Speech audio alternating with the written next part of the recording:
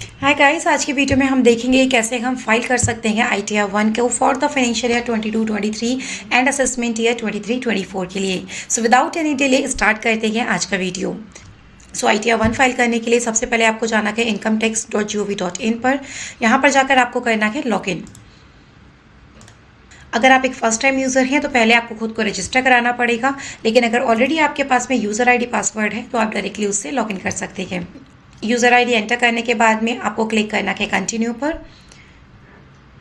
Confirm करना है इस मैसेज को और एंटर करना है अपना पासवर्ड। फिर आपको क्लिक करना है कंटिन्यू पर और आपका लॉगिन हो जाएगा।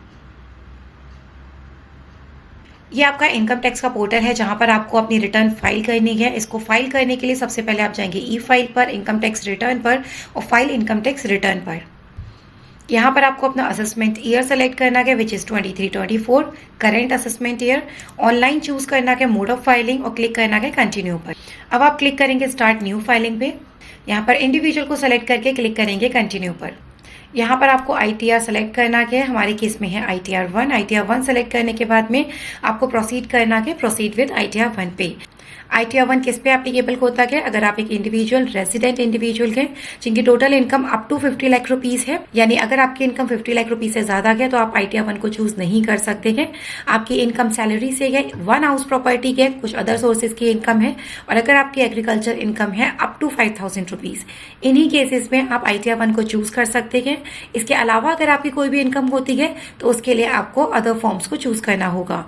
अब हम करेंगे प्रोसीड विद ITR 1 पर क्लिक और यहाँ पर आकर हम करेंगे लेट्स गेट स्टार्टेड पर। यहाँ पर आपको कुछ रीजंस देने हैं कि आप ITR की रिटर्न क्यों फाइल कर रहे हैं। मेरे केस में है taxable income is more than basic exemption limit which is 2.5 lakh rupees for the financial year 22-23। कुछ अदर रीजंस इन्होंने दिए हुए हैं। अगर आप इसे फॉल होते हैं तो आप उसको अप्रोप्रिएटली सेलेक्ट कर सकते हैं। फिर आप क्लिक करेंगे कंटिन्यू पर। We have prefilled your return based on the information available with the income tax. अब इनकम टैक्स डिपार्टमेंट ने जो भी आपके इन्फॉर्मेशन आपके पैन के अगेंस्ट में अवेलेबल है वो सब फैच करके ऑलरेडी यहाँ पर आपका जो भी पर्सनल इन्फॉर्मेशन का डेटा है उसको आप एक बार वेरीफाई करेंगे, आपका नाम, एड्रेस, आधार नंबर वगैरह, और उन सबको करने के बाद में आपको प्रोसीड करना होगा। नेचर ऑफ एम्प्लॉयमेंट में आपको अकॉर्डिंगली चूज करना है कि आप एक सेंट्रल गवर्नमेंट के एम्प्लॉय है, स्टेट गवर्नमेंट के एम्प्लॉय है, और अगर आप एक प्राइवेट एम्प्लॉय है तो यहाँ पे आप चूज करेंगे अदर्स को। इसके बाद में आपको यहाँ पे देना होगा कि आप न्यू टैक्स रिज्यूम को ऑप्ट कर रहे हैं। मेरे केस में मैं नहीं ऑप्ट कर रही हूँ तो हमने इसे नो करा है। बैंक डिटेल में यहाँ पे आपको जितने भी आपके पास बैंक से अभी एक्टिव उन सबको ऐड कराना होगा और एटलीस्ट वन बैंक को आपको वैलिडेट कराना होगा सो दैट आपका रिफंड आपको प्रोसेस हो पाए। उसके बाद में आप यहाँ पे कर देंगे कंफर्म। यहाँ पर आप देख पा रहे हैं आपके पर्सनल इन्फॉर्मेशन के आगे कंफर्म का टिक आ चुका है, मतलब आपने अपने डेटा को कर दिया है कंफर्म। सेकंड आता है आपका ग्रॉस टोटल इनकम। अब आपकी जितनी भी इनकम है उसको आपको एक बार अपडेट करना है यहाँ पे। तो यहाँ पे कुछ क्वेश्चंस है रिलेटेड विद योर एग्जाम्पशंस। अगर आपको उनमें से कुछ भी चूज करना है, लाइक अगर आप कॉस्ट ऑफ ट्रैवल के बारे में कोई एग्जाम्पशन लेना चाहते हैं या फिर चिल्ड्रन एजुकेशन अलाउंस में HRA का, लीव ट्रैवल अलाउंस या कोई भी और अदर एग्जाम्पशन अगर सैलरी में से लेके लेना चाहते हैं तो उस अकॉर्डिंगली आप यहाँ पे अपने आंसर सेलेक्ट कर सकते हैं और यहाँ पे अपनी फिगर भर सकते हैं। अगर आप इसमें से कोई भी एग्जाम्पशन चेंज करना चाहते हैं आप कर सकते हैं, प्रोवाइडेड आपके पास उसके वैलिड प्रूफ हो, so that in case future में आपके पास में नोटिस आता है तो आप उसका प्रॉपर रिप्लाई फाइल कर सकें। अब यहाँ पे आपकी ग्रॉस सैलरी आ चुकी है। इस ग्रॉस सैलरी को आप एक बार वेरीफाई कर लीजिए अपनी फॉर्म 16 से AIS से और फॉर्म 26 AS में। यहाँ पे दिख रहा है कि 11,17,113, और जब आप चेक करते हैं फॉर्म 16 में तो यही फिगर आपको यहाँ पे मिल जाती है। साथ ही इसे आपको वेरीफाई कर लेना चाहिए अपने फॉर्म 26 AS के साथ में। तो 26 AS को डाउनलोड करने के लिए आपको जाना होगा ई फाइल पे, इनकम टैक्स रिटर्न पे और फॉर्म 26 AS पर। यहाँ पर आप कंफर्म करेंगे,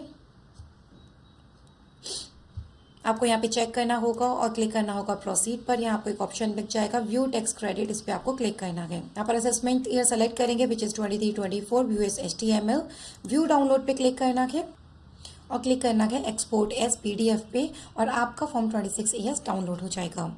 यहाँ पर मैंने 26 ईयर्स डाउनलोड किया हुआ है और यहाँ पर भी अगर आप फिगर देखेंगे तो ये सेम फिगर हमारी यहाँ पे मैच हो रही है। एक अदर डॉक्यूमेंट होता है which is known as AIS, annual information statement, जहाँ पे आपके सारे TDS की डिटेल्स होती है। इसको हम एक बार और चेक कर लेना है।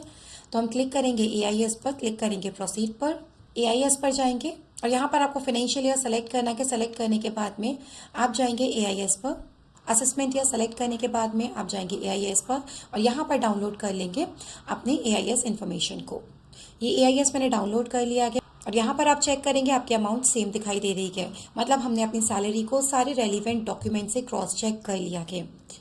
एग्जाम्प्ट अलाउंसेस आपके आ चुके हैं। इसमें यहाँ पे हमें वार्निंग शो कर रहा है, allowances claimed is exempt under section 10 is more than exempted amount, details provided by the employer. आप इसे यहाँ पे इग्नोर कर सकते हैं अगर आपके पास में प्रॉपर डॉक्यूमेंटेशन है फॉर द एग्जाम्पशंस जो आप अपार्ट फ्रॉम फॉर्म 16 क्लेम कर रहे हैं।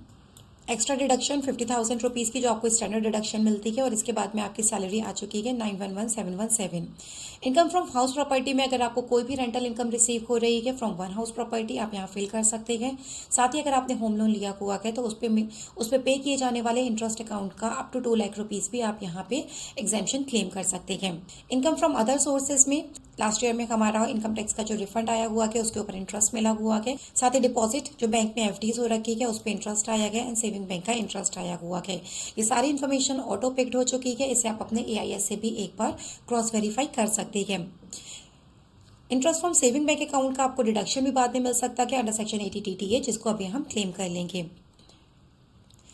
इन्फॉर्मेशन को चेक करने के बाद में आप कंफर्म करेंगे। अपार्ट फ्रॉम दैट अगर कोई भी एग्जाम्प्ट इनकम होती है like agriculture income so up to 5,000 rupees की एग्रीकल्चर इनकम को भी हम इस ITR में शो कर सकते हैं अगर आपके पास में है। अब आप करेंगे कंफर्म पे क्लिक। यहाँ पे हमारी ग्रॉस टोटल इनकम भी हमने कंफर्म कर दी है। अब हम जाएंगे टोटल डिडक्शंस पर और वहाँ पे जाके अपने डिडक्शंस को क्लेम करेंगे। यहाँ पे डिफरेंट क्वेश्चंस दिए हुए हैं, अपने रेलिवेंट डिडक्शंस के अकॉर्डिंगली आप उसे चूज कर सकते हैं like donation paid under section 80 GG।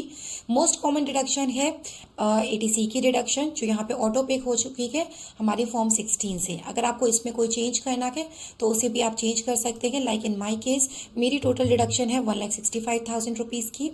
तो यहाँ पे पूछा क्या है, do you agree with the information, I will simply click no और यहाँ पे अपनी फ्रेश डिडक्शंस को आप यहाँ एंटर कर देंगे। बट मेक श्योर कि आपके पास में प्रॉपर डॉक्यूमेंटेशन अगेन अवेलेबल हो।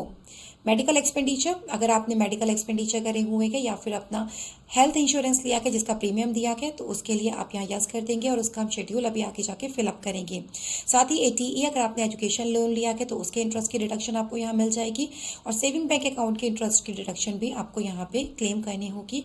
उसके बाद में आप क्लिक कर देंगे कंटिन्यू पर। तो यहाँ पे हमने 80C की अपने डिडक्शंस को एंटर कर दिया है जो हमारी टोटल के 1,60,000 की, बट क्योंकि हमारी लिमिट 1,50,000 की है तो हमें यहाँ पे 1,50,000 की डिडक्शन मिलेगी। ATD के लिए हमें अपना डिक्लेरेशन देना होगा, तो यहाँ पे हम एक बार इसकी इन्फॉर्मेशन फिल कर देते हैं।